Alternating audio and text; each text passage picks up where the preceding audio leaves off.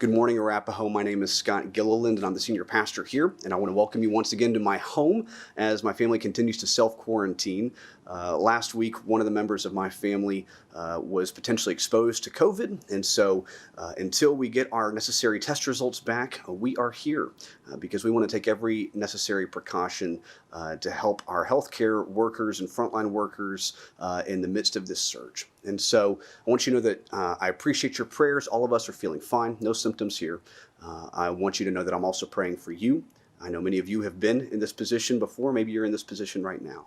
For those who are in the hospital or recovering for illness, I'm praying for you. We are praying for you and our healthcare workers and frontline workers. My prayers continue for you during this extremely difficult time. Thank you. Now, I got to be honest, I had a different message planned for today. For many, many weeks now, we've been planning to launch a 4-week journey called A Generous Life, which we are still going to introduce today, and you'll hear more about that at the end of my message. It'll be a 4-week time of us growing closer to God and growing together as the community called Arapahoe as we seek God's leading in our financial generosity. But on January the 6th and the days after, as I saw and watched and read so much of the commentary about what took place in our capital, the attempted insurrection, and the way that we have processed that as a community, as a national community since, I felt a different kind of message welling up within me that I'd like to share with you today. Because I believe that our faith can be a helpful guide for us, not just in our national discourse, but also as individuals who truly seek to live and love like Jesus in our daily life. And so we're going to look at Matthew chapter 7 this morning, the words that you just heard read, and some others as well from this chapter. Before we get there, though, I think we need to hear from one of our saints named Dr. Martin Luther King Jr. As we remember him well this weekend throughout our country, no doubt he will be quoted often in many Sunday sermons today. As a spiritual practice for myself, I reread the letter from Birmingham Jail. And I encourage you to do the same from time to time. I call it a modern epistle, if you will, like the letters we see from Paul written in jail in our own text, sacred text of the Bible. As I reread his letter, I found myself once again convicted in the Spirit and inspired by his prophetic words that ring true today as much as ever before. We tend to, in my mind, over-sentimentalize Dr. King's views, and specifically around the concepts of peace and love, right?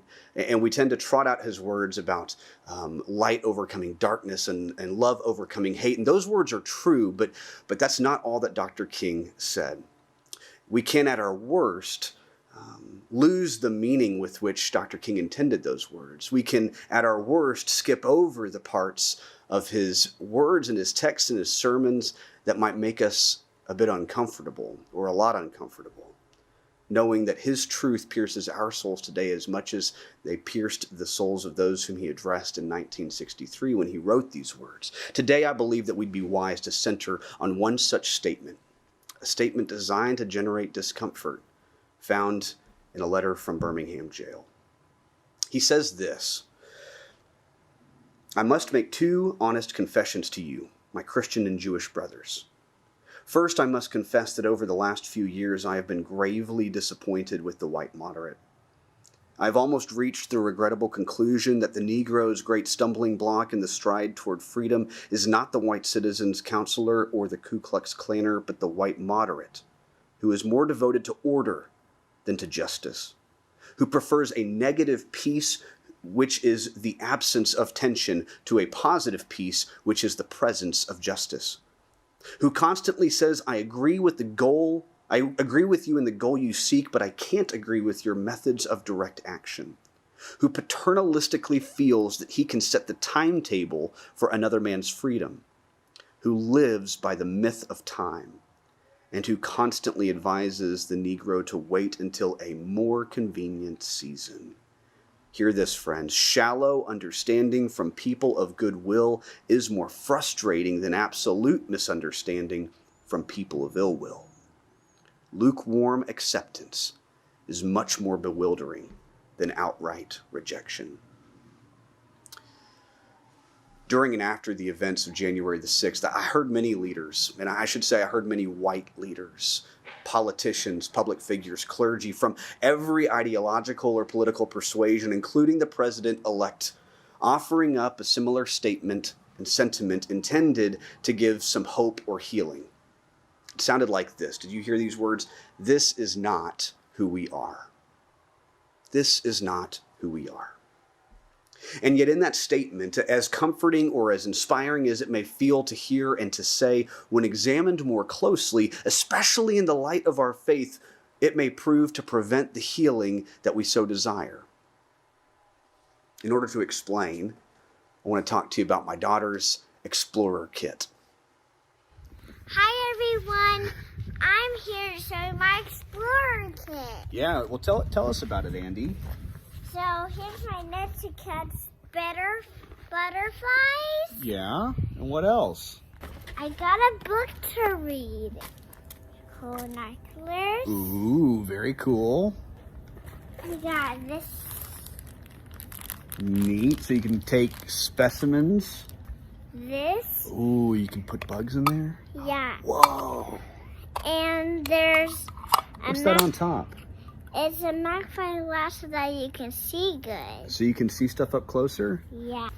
Now, Andy, that stuff is all pretty cool and everything. You know your daddy's quite the naturalist, right? I'm the outdoorsy type, if you can't tell by my rugged appearance. Like, for instance, you know what this is? Yeah. It's a tree. Yeah, you know how we know that? Because because of the way it is. Yeah. It's a tree. Yeah. Knowledge is power. Now, all jokes aside, I'm not a naturalist, right? Clearly, I wear Vans when I go on a hike. I couldn't tell you the first thing about how to identify trees, but people who know what they're talking about can look at what a tree produces, right? The leaves, the nuts, the fruit, and they could tell you exactly what kind of tree it is that you have before you. Jesus makes a similar connection when talking about our faith in the context of chapter 7 in the Gospel of Matthew. This is a chapter where he's addressing themes like accountability and judgment, but also the connection between our faith and our actions. And what's swirling around within this chapter is this overriding question: what does it mean to believe? What does it mean to believe? Now, I think in 21st century Christianity, especially American Christianity, we can greatly misunderstand this concept because we really greatly misunderstand one of the key teachings of the Apostle Paul. This is the Apostle Paul I talked about just a moment ago. He's kind of like Dr. King. He would write letters all the time, sometimes letters from prison as well. One of the letters that he did write was called the letter to the Ephesians. And within it is this single line, these two verses that have impacted our theology so greatly. He says this: "For by grace you have been saved through faith. And this is not your own doing," he says. "It is the gift of God, not the result of works, so that no one may boast." Now, obviously, Paul hits the nail on the head. I'm not about to argue that it's our actions that save us. I'm willing to bet if you grew up in the church, especially in an evangelical setting, you heard saved by faith, not by works, over and over and over again. And yes, we're saved by faith. Yes, just like Paul says, salvation is not something that we work hard enough to earn. It is a gift freely given by God to those who share in the faith of Christ. But we can take these two verses, this one-liner of Paul's, too far, and begin to define faith as like magical thinking or saying the right things about Jesus. It's walking down in front of the church and answering the questions the right way. That's what faith is, when that's not at all. Is that really what Jesus intended for faith to mean, what belief was all about? Jesus says this: "You know a tree by its fruit. In the same way, every good tree bears good fruit, but the bad tree bears bad fruit. A good tree cannot bear bad fruit, nor can a bad tree bear good fruit. You know them by their fruits," Jesus says. It's like this deductive reasoning applied to our faith. You know, if you want to know what someone believes, Jesus says, look at what they do. Don't just listen to what they say. Look at what they do. It's not our actions that save us, no. That leads towards a theology of exhaustion and judgment and far less grace than God makes available to ourselves and to others. But Jesus says this, and don't miss this: our actions can reveal the state of our faith. Our actions can reveal the state of our faith. If you want to know the kind of faith that a person has, look at what they do. He's talking about this in the context of false prophets, and Lord knows that couldn't apply today, could it? He says, if you want to look at someone's faith, if you want to see what they believe in, including yourself, look at what they do, and that could tell you a lot. But it goes even further than that. There's this word poieo, not paella. That's a delicious dish that I can't make, but I love to eat. Poieo, it's a Greek word, and it gets translated in multiple ways throughout chapter 7. We see it in the passage as the word bears. When Jesus says, you can tell a tree by the fruit that it bears, it poieos. We also see it in the words that come just before this passage where Jesus says, in everything you do, do to others as you would have them do to you. Poieo others as you would have them poieo you. It also shows up in the passage following what we just read, where he says, not everyone who says to me, Lord, Lord, will enter the kingdom of heaven, but only the one who does the will, poieos, the will of my Father in heaven. This word poieo shows up time and time again throughout chapter 7. It's clearly a key to understanding what Jesus means by believe. Poieo is this Greek word that most essentially means to do. But as you can tell, it can be used in many different ways. It's an adaptive word. And what's most important for us today is that throughout chapter 7, where Jesus is talking about examining the state of our faith, poieo is used in the present tense. It's that grammatical tense that means now and ongoing, the present tense. That's important because it implies that these are not actions that are in our past. It's not in the rearview mirror. It's rather what is happening now and ongoing. So Jesus says, continue to treat your neighbor as you wish for them to continue treating you. He says, look to what the tree is right now producing. Look at what the tree is bearing today, and you'll know what kind of tree that it is. This is not just about the singular big moments in our faith. It's the little consistent moments that help us understand how our faith truly is. Jesus is confronting us when we praise God on Sunday morning and then live as though God does not exist the rest of our week. When we make a great display of compassion in a moment of generosity, but then fail to live generously and increase in compassion in our day-to-day life. When we believe the lie that our past is what defines us, for better or for worse. It's the present, Jesus says. It's the moment. It's the what are you doing right now, right here with what's right before you. That is what can reveal so much. And so in the aftermath of January 6th, when we say this is not who we are, we need to keep in mind that such a statement is only half true. Because it is true that this is the land of Reconstruction and women's suffrage and civil rights and marriage equality. And ours is the story, on the one hand, the story of continuing to extend life and liberty in the pursuit of happiness to more and more people who call this land home. But this is also the land of slavery and of civil war, and of Jim Crow, and of the Tulsa bombings, and of Stonewall, and of Trayvon Martin and George Floyd. And ours is also the story of wrestling with deep-seated racism and white supremacy and violent injustice. So this is not who we are. It is true and also not true. At its best, it's an aspirational statement, a beacon like Dr. King's mountaintop dream. But my friends, we are not at the mountaintop yet.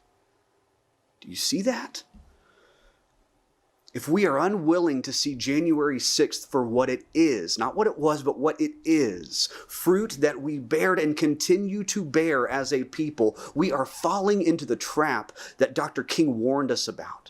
We will be those people of goodwill who settle for a shallow understanding of what led to the Confederate flag flying in Congress and nooses to be held by white people shouting about taking our nation back, and Jesus' name to be proclaimed alongside men wearing Camp Auschwitz shirts. We have to take a long, hard look.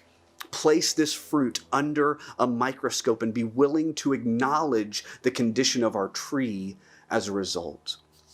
Because there's some rot in there that must be addressed if healing and unity are truly going to be possible. And what about us, right? What role do we have to play in this work? Because while it certainly sounds worthy, it can also sound so overwhelming, and I get that. I keep coming back to this word used in chapter 7, poieo. It's an adaptive word. It can fit so many different times and places and contexts. In verse 22, Jesus says this, on that day, many will say to me, Lord, Lord, did we not prophesy in your name and cast out demons in your name and do many miracles in your name? And then I will declare to them, I never knew you. Go away from me, you evildoers. Notice that Jesus is not impressed by big moments of grandeur, prophecy and exorcism and miracles, right? He's more keen on us having a faith that is driven less by power and driven more by poieo, the ongoing, everyday, one more step towards the mountaintop kind of love. Poieo love. Christ-like love, just like the love proclaimed by Dr. King, is not some syrupy, sweet, sentimentalized love. Hear me clearly, my friends. It is not a love that ignores the rot in the tree so that we can pretend like everything's fine. It's not a love that rushes past diagnosis and surgery and treatment and rehab to claim some lesser version of healing that is more akin to anesthesia. It's a love that sees the bad fruit produced by rot in ourselves as individuals and as a larger connected community. And it chooses to look closer rather than away. Asks the difficult questions of ourselves and others and determines what it is that has led us to this moment. Because poieo works both ways.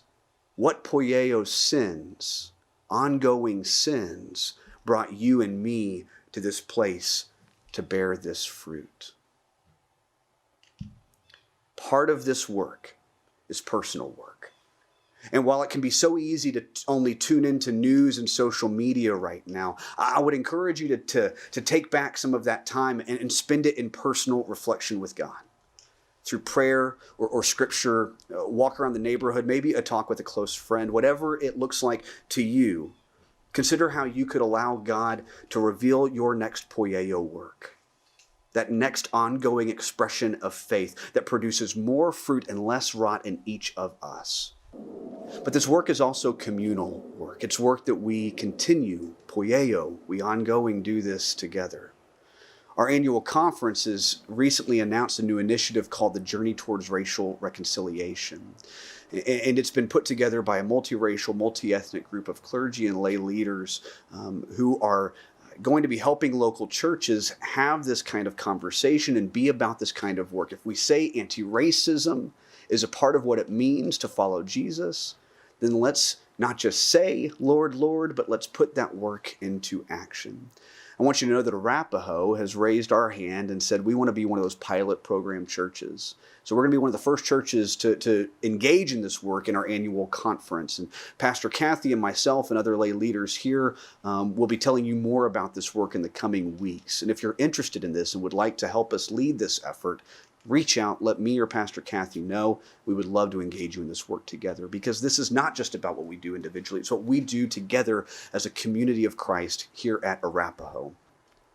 My prayer is that AUMC could be a leader in this work. This poieo, ongoing love of Christ, could continue to convict us and challenge us, inspire us, and lead us not only to greater depths of understanding, but so that we could be not just people of goodwill, but people who bear good fruit in our community and larger world as a people driven by God's justice and mercy and love.